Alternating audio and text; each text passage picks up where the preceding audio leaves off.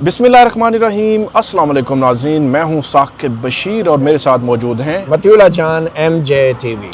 दो अहम मौज़ूआत पे हम बात करेंगे। Justice Tariq Jahangiri degree case जो है उसका तहरीरी हुक्मनामा गुज़श्ता जो समाअत थी गुज़श्ता रोज़ उसका आ चुका है और उस तहरीरी हुक्मनामे में दो इस्तदाएँ जस्टिस तारिक महमूद जहांगीरी की जानिब से जो की गई थी, एक कि वो जस्टिस डोगर बेंच से अलग हो जाएं, वो मुस्तरद हो गई, और दूसरी कि ये सिंगल बेंच को केस सुनना चाहिए था, डिवीजन बेंच को नहीं, वो भी मुस्तरद कर दी गई।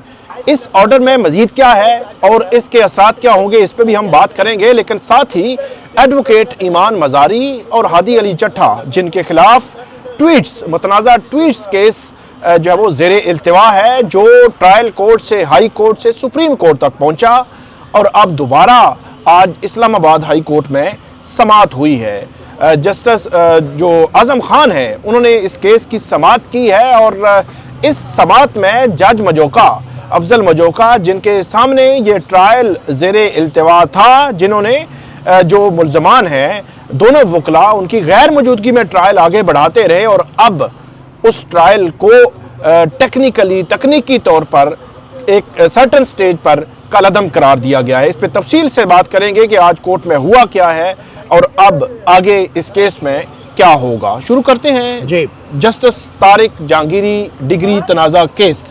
पहले तो मदी साहब ये बताएं कि इसमें जो ऑर्डर हुआ है ये चीफ जस्टिस सरफराज डोगर और जस्टिस आज़म खान, वैसे तो बेंच में मेरे ख्याल में एक ही है, वो जस्टिस आज़म खान साहब तो बिल्कुल भी कोई सवाल को जवाब को बोलते शोलते नहीं है भी कच्चे जज हैं। तो वो दो जजेस का जो ऑर्डर आया है, 4 सफ़े का ये ऑर्डर है और इस ऑर्डर को अगर हम पढ़ लें पहले, उस पर फिर बात करते हैं, इसके मुख्तलिफ जो नुकात हैं, जो पॉइंट्स हैं, उस पर बात करते हैं।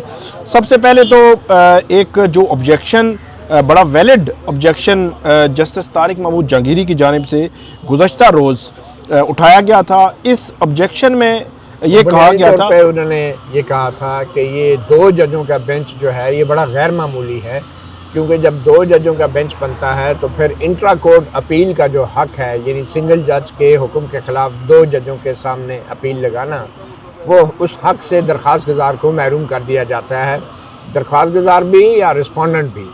तो जस्टिस जहांगीरी का ये कहना था कि पहली बात तो ये है कि ये जो रिट दरख्वास्त थी अगर मेरे ख़िलाफ़ अगर ये सुनी भी जा सकती है तो ये सिंगल जज यानी एक जज को सुननी चाहिए थी, क्योंकि इसमें अपील का हक मारा गया है, एक फोरम जो है वो कम हो गया। तो उसके हवाले से जज साहब ने जो ऑर्डर दिया है वो आप बताएं, इसमें वो क्या कह रहे हैं। जज साहब ये कह रहे हैं, जस्टिस जो 2 रुकनी बेंच है, चीफ जस्टिस सरफराज डोगर और जस्टिस आज़म खान, वो ये कहते हैं कि ये पहली दफ़ा नहीं हुआ।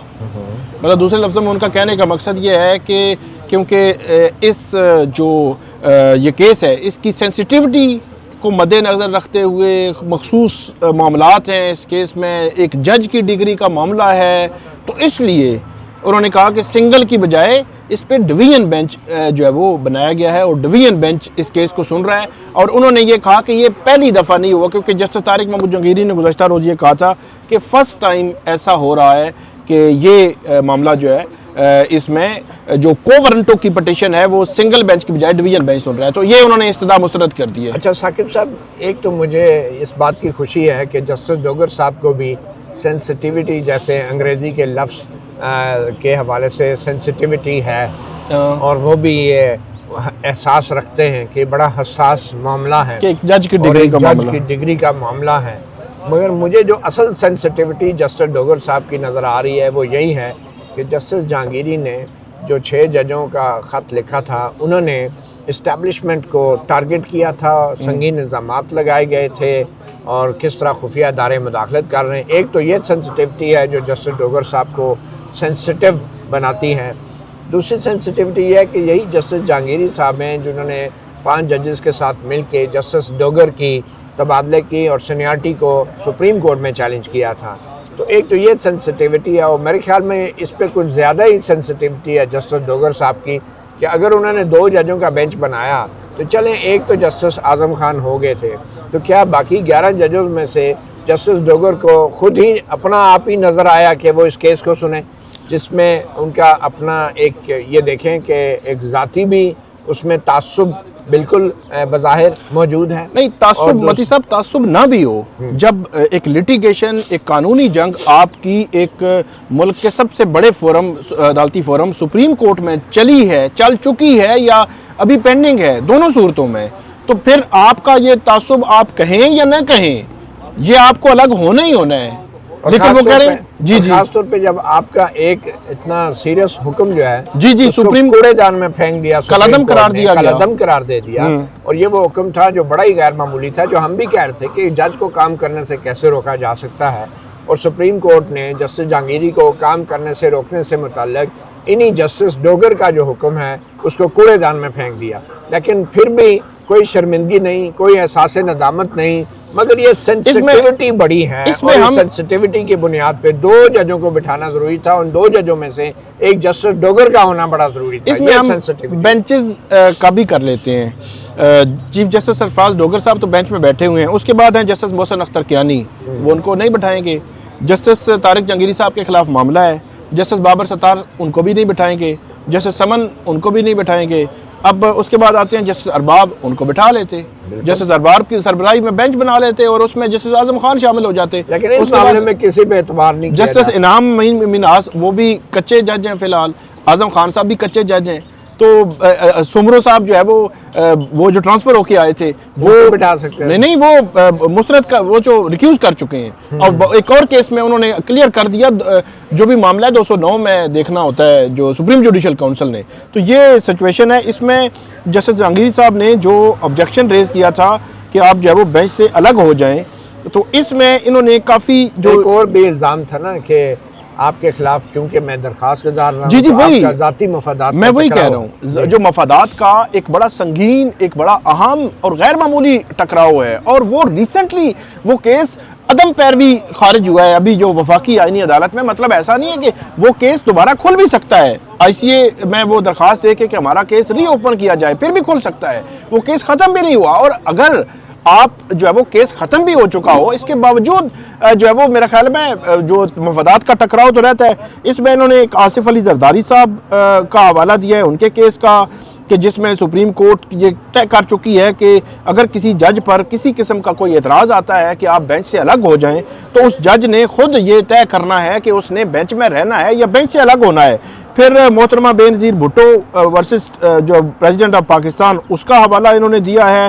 پھر ایک اور کیس ہے محمد اعظم خان سواتی, اس کیس کا بھی انہوں نے حوالہ دیا ہے. اور ان 3 کیسز کے حوالے دینے کے بعد جو ڈوگر صاحب کہتے ہیں کہ جسٹس طارق جہانگیری کی کہ مجھے بینچ سے الگ ہونا چاہیے, یہ درخواست بھی ہم مسترد کر رہے ہیں. مطلب یہ ہے کہ انہوں نے بینچ سے الگ ہونے سے انکار کر دیا ہے. انہوں نے کہا میں بینچ سے جو ہے وہ الگ نہیں ہوں گا, میں ہی انصاف جو ہے وہ دوں گا آپ کو. اچھا, جسٹس ڈوگر صاحب اپنے اس آرڈر میں جو جواز دے رہے ہیں خود کو بینچ سے باندھ کے رکھنے کا, ان میں سے ایک جواز یہ ہے کہ جو اعلیٰ عدالتوں کے فیصلے ہیں ان میں یہ طے کیا گیا ہے کہ ضلعی عدالتوں کے ایک جج سے دوسرے جج کے پاس مقدمات کی منتقلی تو ہو سکتی ہے, جو ہائی کورٹ آرڈر کر سکتی ہے اس میں تعصب کی بنیاد پہ, مگر جو ہائی کورٹ کے ججز ہیں ان ججز کو سپریم کورٹ جو ہے وہ ان سے مقدمہ لے کے دوسری ہائی کورٹ میں تعصب کی بنیاد پہ نہیں دے سکتی.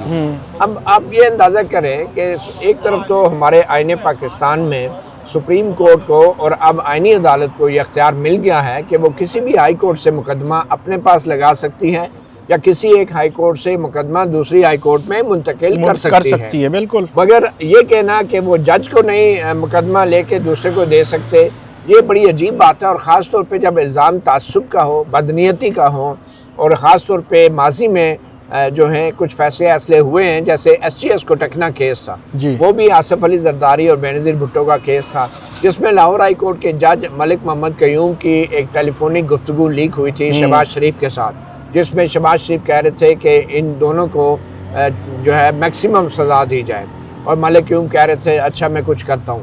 تو اس کے بعد کیا ہوا تھا کہ ہائی کورٹ کے جج ملک قیوم صاحب نے اور ایک اور شاید جج سے انہوں نے اپنے عہدوں سے استعفیٰ دے دیا تھا اور وہ گھر چلے گئے تھے. تو یہ کہنا کہ یہ تعصب ہوتا ہی نہیں ہے ہائی کورٹ کے ججوں میں, اور اگر جج نے خود بھی فیصلہ کرنا ہے, انہوں نے یہ بھی کہا ہے کہ جو اعلیٰ عدالتوں کے فیصلے ہیں ان کے مطابق ہائی کورٹ کا جج خود فیصلہ کرتا ہے کہ اس نے کسی بینچ پہ بیٹھنا ہے یا نہیں. ٹھیک ہے, مان لیا, خود فیصلہ کرتا ہے، لیکن فیصلہ کرے نا. کیا یہ کہہ دینا کافی ہے کہ ہائی کورٹ کا جج خود فیصلہ کرتا ہے؟ نہیں، یہ کافی نہیں ہے. اگر خود فیصلہ کرتا ہے تو پھر آپ اس پہ باقاعدہ ایک سپیکنگ آرڈر دیں کہ وہ کیوں بینچ پہ بیٹھنا چاہتے ہیں، کیوں ان کی بینچ پہ موجودگی ضروری ہے. صرف یہ کہہ دینا کافی نہیں ہے کہ یہ میرا فیصلہ ہے. تو آپ کا فیصلہ کدھر ہے؟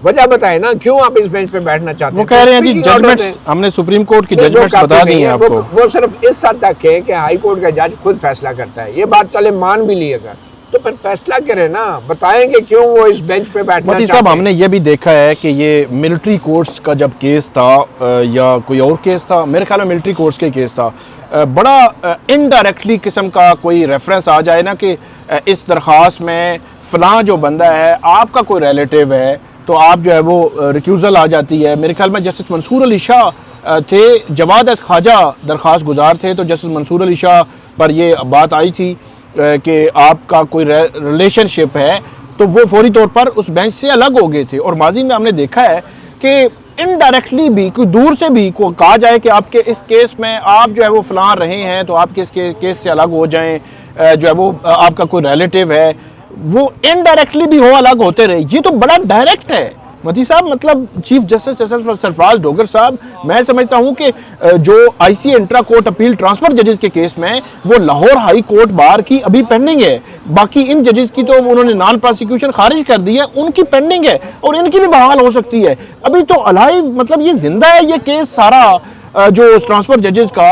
تو اس کے باوجود ان کا اصرار کرنا کہ نہیں میں بینچ میں بیٹھوں گا اور میں ہی کیس سنوں گا، یہ حیران کن ہے. اور ایسا مفادات کا ٹکراؤ اس کے باوجود میرے خیال میں یہ پہلے اتنے سوالات ہیں justice Tariq Jahangiri degree case میں، اتنے سیریس سوالات ہیں کہ اس کو جو ہے وہ فیئرنیس اور شفاف طریقے سے ڈے ون سے جو ہے وہ نہیں چلایا گیا. اور اب اگر ایک جج کو ہٹانے کے لیے اس طرح کی اگر آپ پروسیڈنگ کریں گے اور بینچ پر اعتراض کے باوجود کوئی نہیں ہوگا تو پھر تو میرے خیال میں نظام تو پہلے ہی درم برہم ہو چکا ہے. ثاقب بات یہ ہے کہ جج کی جو سوچ ہے اس کی اڑان کا آپ لیول دیکھیں کہ جج صاحب یہ سوچ رہے ہیں کہ چونکہ وہ جو ججز کی سینیارٹی اور تبادلے کے معاملے پہ جو انٹرا کورٹ اپیل تھی وہ آئینی عدالت میں کیونکہ وہ ختم ہو چکی ہے، وہ خارج ہو چکی ہے عدم پیروی کی بنیاد پہ، تو اس لیے اب کوئی تعصب تو رہا ہی نہیں. اب تو میرے دل کے اندر غصہ ہے ہی نہیں، میرے اندر جو نفرت ہے جسٹس جہانگیری کے لیے وہ تو ختم ہو گئی ہے کیونکہ درخواست جو ہے خارج ہو گئی ہے. اب یہ بڑی عجیب سوچ ہے اور عجیب ذہنیت ہے کہ کیونکہ کیس ختم ہو گیا میرے خلاف تو میرے خلاف کیس کرنے والے کے خلاف جو ہے میرے اندر نفرت بھی ختم ہو گئی ہے، وہ تعصب بھی ختم ہو گیا ہے. اب یہ بڑی ایک عجیب بات ہے. دوسری بات یہ ہے کہ بینچ سے الگ ہونے کی بھی وجہ آپ نے بتایا، جسٹس منصور علی شاہ نے بتائی کہ وہ کیوں الگ ہو رہے ہیں، اور دوسری بینچ سے الگ نہ ہونے کی بھی وجہ جو ہے جج بتاتا ہے. اس میں جسٹس جواد خواجہ کا کیس آپ کو یاد ہوگا، آپ نے ذکر کیا، جس میں میر ابراہیم جو تھے یا میر شکیل الرحمان کے حوالے سے ایک معاملہ ان کے سامنے آیا تو کہا گیا کہ شاید آپ کی رشتہ داری ہے ان سے.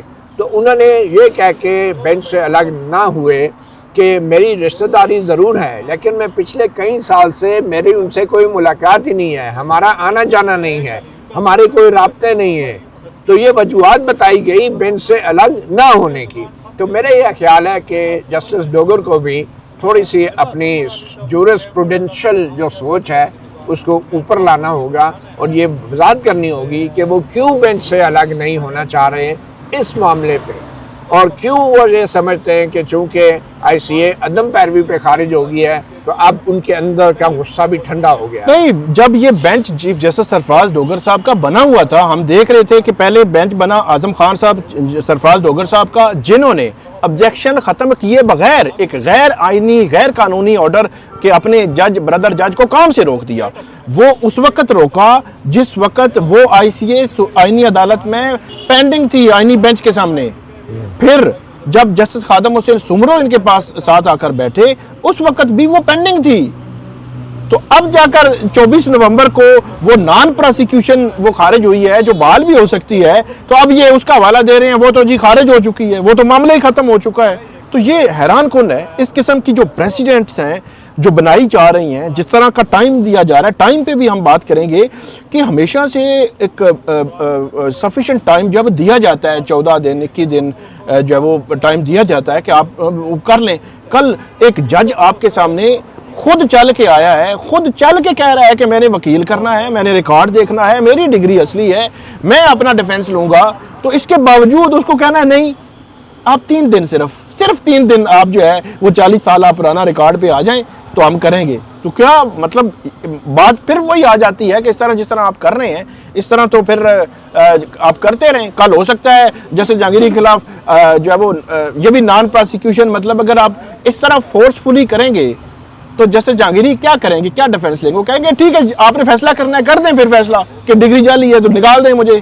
تو اس طرح پھر جو عدلیہ جو ہے وہ پہلے ہی اس کا جو نظام درم بھرم ہو چکا ہے. کل انہوں نے نشاندہی بھی، انہوں نے کہا کہ کسی پتہ نہیں کیا انہوں نے مثال دی تھی کہ کسی عام جو ہے وہ عام کسی بندے کو بھی اس طرح جو کام سے چپڑاسی کو بھی کام سے نہیں روکا جاتا جس طرح جناب نے روکا. کوئی شرمندگی نہیں ہے، کوئی احساس ندامت نہیں ہے. بہرحال ثاقب ایک بات تو آپ کو ذہن میں رکھنی چاہیے کہ ایک تاثر اس پورے کیس کا یہ ہے جو عام لوگ بھی کبھی کبھی پوچھتے ہیں سوشل میڈیا پہ، یار اگر ڈگری جعلی ہے تو پھر لے کر آ جائیں اصلی ڈگری. مطلب یہ وہ سوال ہے.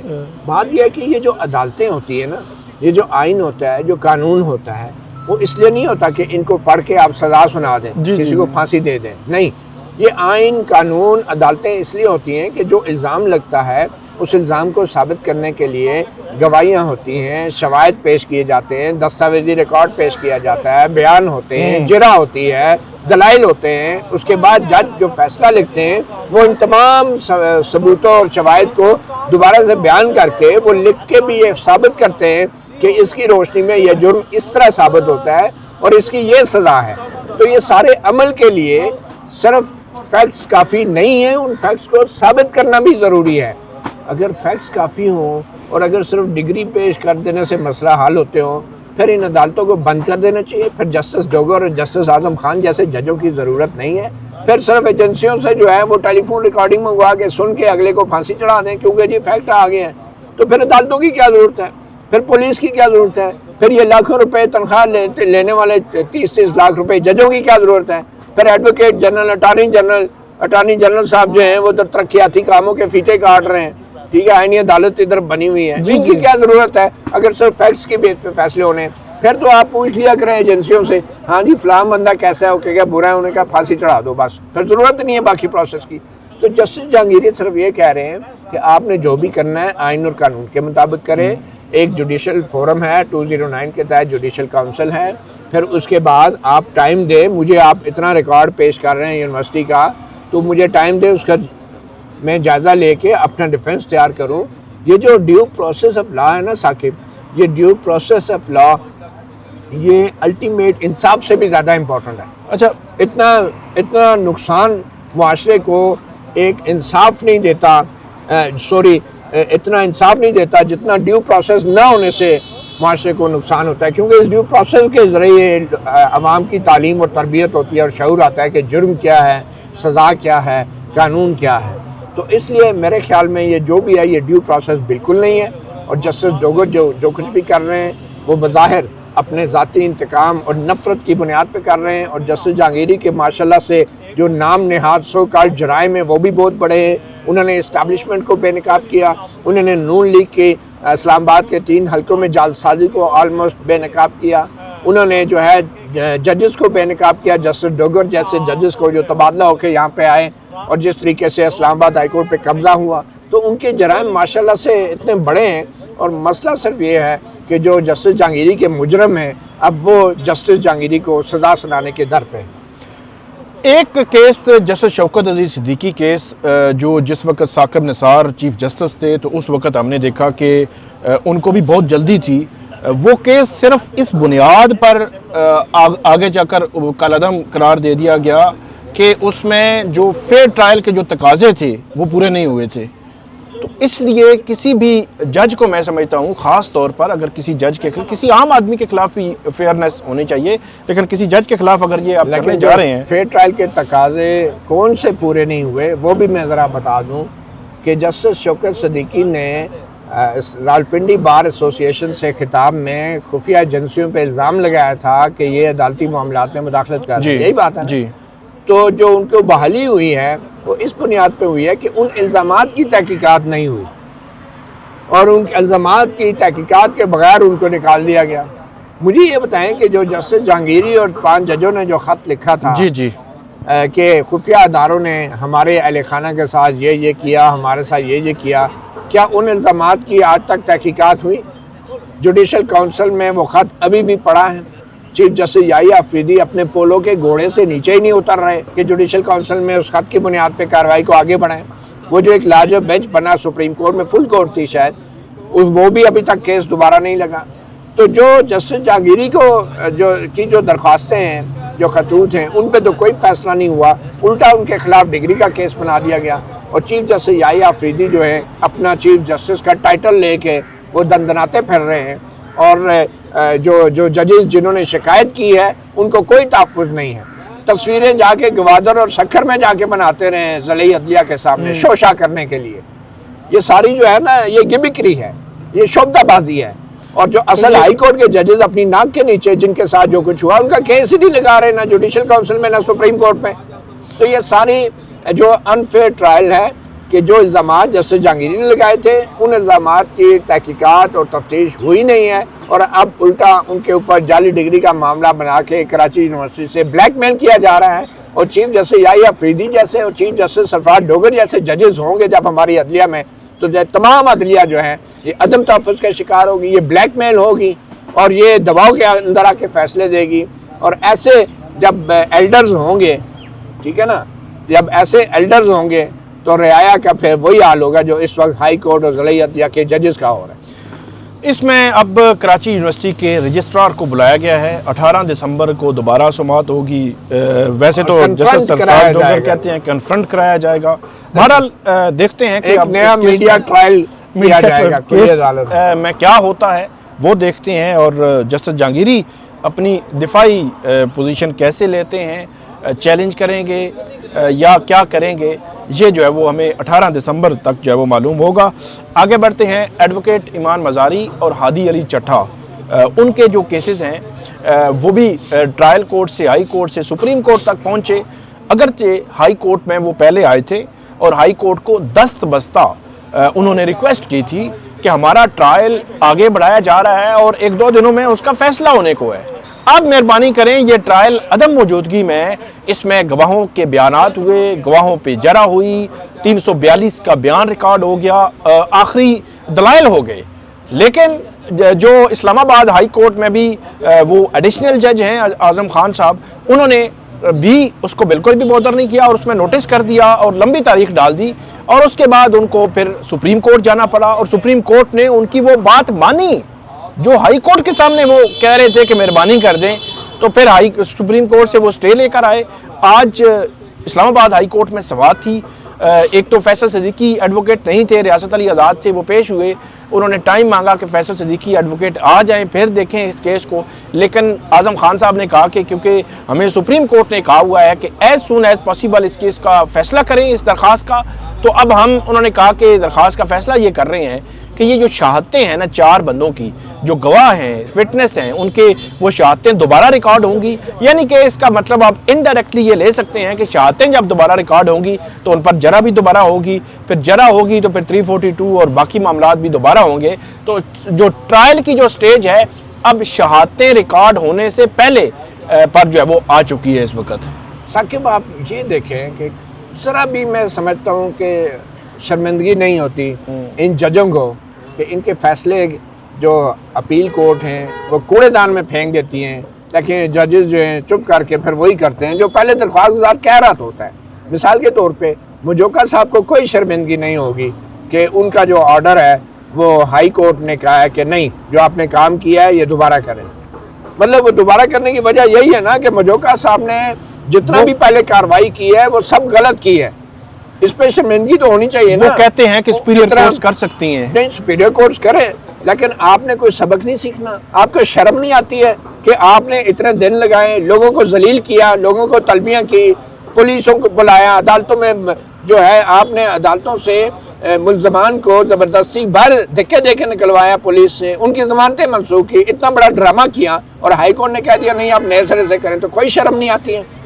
مطلب کہ کوئی احساس نہیں ہے کہ آپ نے ٹیکس پیئر کا پیسہ ضائع کیا، وقت ضائع کیا، آپ نے لوگوں کو تکلیف دی، ملزمان کو تکلیف دی، اور اب ہائی کورٹ نے کہہ دیا تو مجوکا صاحب کہیں گے ہاں جی اب پھر چلیں جی نئے سرے سے. کوئی احساس ندامت، کوئی شرمندگی نہیں. مطلب اتنا وقت ضائع کیا آپ نے. اچھا پھر ہائی کورٹ آ جائیں. یہی جسٹس عاظم صاحب ان کے پاس ایمان مزاری اور ہادی یہی درخواست لے کے آئے تھے نا کہ یار یہ جو ہمارے بیانات ہیں ان کو دوبارہ لیں، انہوں نے صحیح ریکارڈ نہیں کیے. انہوں نے کیا کیا؟